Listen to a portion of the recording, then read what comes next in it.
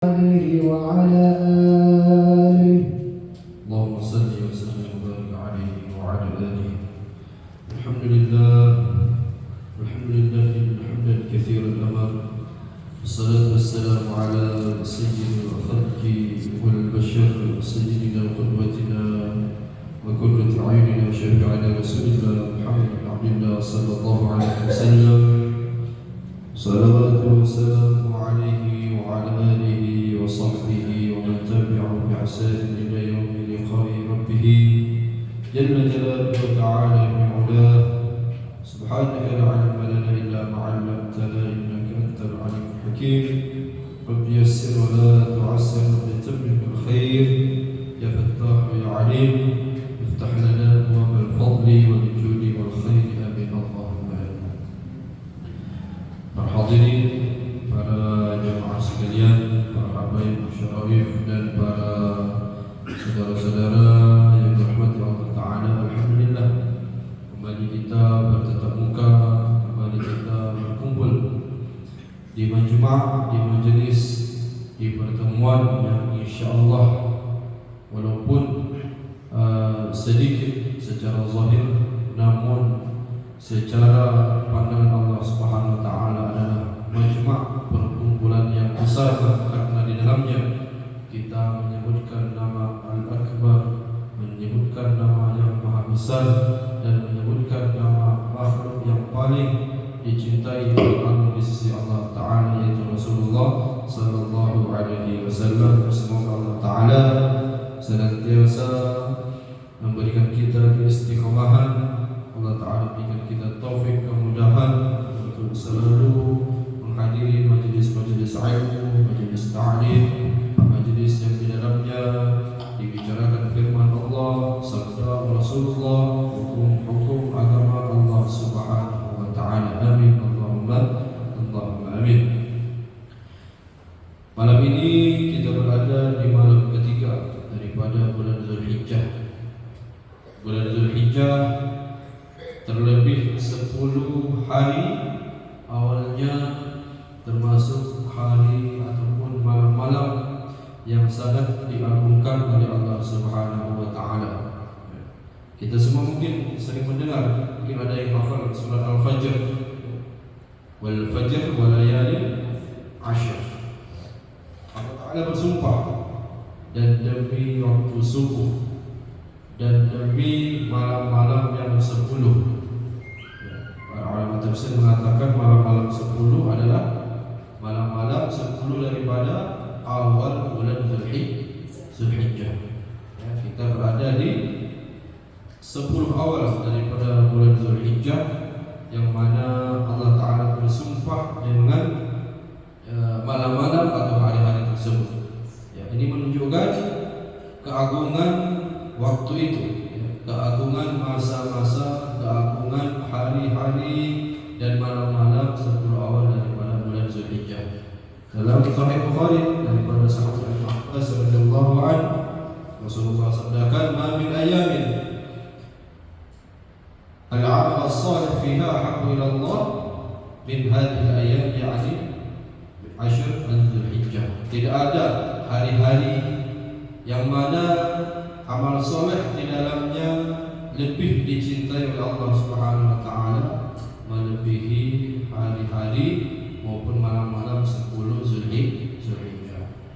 Kita hadir berkumpul di malam ini beda dengan kehadiran kita di malam-malam sebelumnya dan di malam-malam yang setelahnya, karena amal soleh yang kita berbuat di 10 awal bulan Zulhijjah ini sangat dicintai oleh Allah Subhanahu wa Ta'ala. Apapun bentuknya, berapapun kecilnya, nengok sampah di majelis sekecil apapun, yang niat mengamalkan hadis Rasulullah, itu pentingnya kebersihan, itu pahalanya beda dengan hari-hari yang baik di luar bulan 10, di luar 10 hari itu awal Zulhijjah.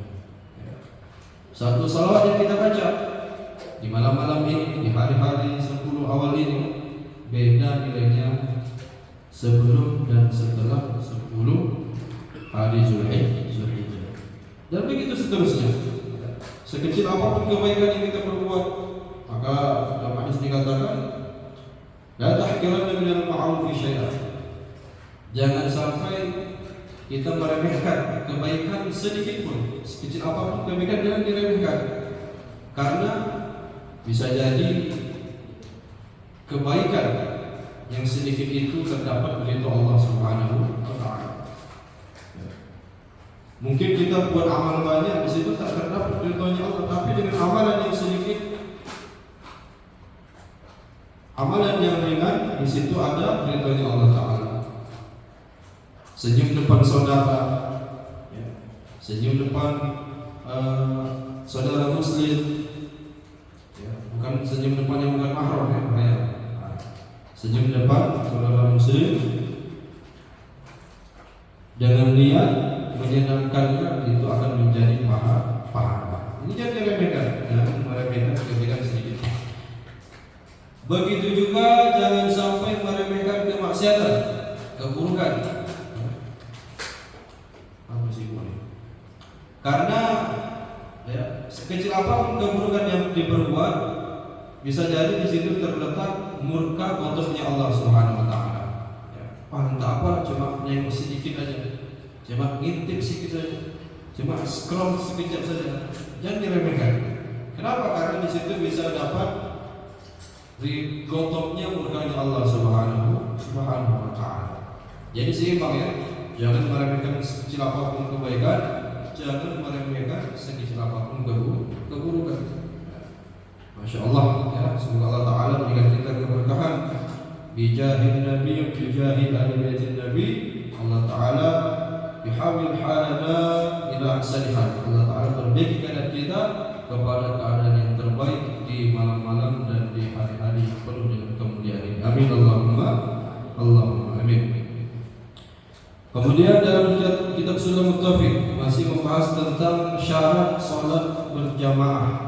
Ya, kemarin tak boleh mendahului imam, ya, tidak boleh mendahului imam dari segi apa? Ucapan, ya, tak boleh mendahului dalam takbir, ya, tidak boleh mendahului dengan dalam takbir, ataupun tidak boleh mendahului dalam rukun. Misalnya imamnya belum rukuk, dia sudah rukuk duluan, ini hukumnya apa? Haram. Salatnya batal atau tidak? Tidak batal. Tapi kalau sudah mendahului imam dua rukun yang panjang, ini hukum salatnya jadi batal, berjamaahnya batal. Imam masih baca Al-Fatihah, masih baca surat, dia buru-buru rukuk, Allahu Akbar, i'tidal, turun sujud, ini batal salatnya. Kalau imam masih dalam keadaan berdiri dalam membaca surat atau Al-Fatihah, kenapa? Mendahului imam di dalam dua rukun, ya. Kemudian kalau mendahului cuma satu rukun, tak apa. Bukan tak apa berarti dalam makna tidak berdosa ya, tapi sholatnya tidak batal. Mendahului satu rukun itu tidak batal, tapi haram. Ingat, haram. Mendahului dua rukun tanpa uzur itu bisa membatalkan sholat berjamaah. Begitu juga tak boleh kita tertinggal dua rukun, ya, tertinggal dua rukun tanpa uzur. Imamnya sudah rukuk, dia masih berdiri. Imam i'tidal, dia masih berdiri. Imam mau rukuk, mau sujud, dia masih berdiri. Ketinggal dua kan? Nah, ini bisa menyebabkan batalnya sholat kecuali ada uzur.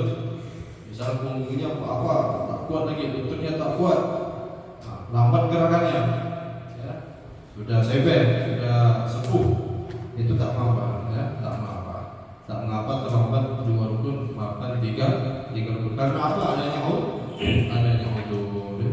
Mungkin lagi baca surat juga imamnya ngantuk, ya, ngantuk tertidur. Nah, ketika kaget imamnya sudah i'tidal, dia baca Fatihah, sempurnakan Fatihah, ini tertinggal karena uzur. Kemudian juga syaratnya lagi, kalau dia harus satu tempat dengan imam, ya, bisa di masjid atau bisa di mana? Di luar masjid, ya. Kalau di dalam masjid itu tidak ada syarat jaraknya, tidak ada. Maknanya bagaimana? Mungkin imamnya masjid apa yang besar di sini? Saudi, Islamik, ya, kecil Islam, Istiqlal, ada Istiqlal, pernah di Jakarta, Masjid Anur, Pekanbaru, kecil juga tuh. Anggap aja Masjid Istiqlal besar, kayak lapangan bola. Imamnya di depan, dia mau sholat di belakang, boleh nggak kira-kira? Ya, boleh ya, boleh. Kalau di dalam masjid itu tak ada syarat jaraknya, ya. Yang penting masih dalam satu masjid. Tetapi afdalnya sunnahnya harus dekat dengan imam, ya. Yang pula sholat jauh-jauh. Kalau dalam segi kesahan itu sah sholatnya, sah. Tetapi sunnahnya afdalnya itu merapat dekat dengan imam atau makmum yang lain. Kalau di luar bagaimana? Di lapangan, ya. Yang bukan masjid. Contohnya sholat imamnya di situ di halaman Syahabuddin, ya. Makmumnya di sini, itu harus ada syarat jaraknya 300 ziro. Ziro itu apa? Siku, ya.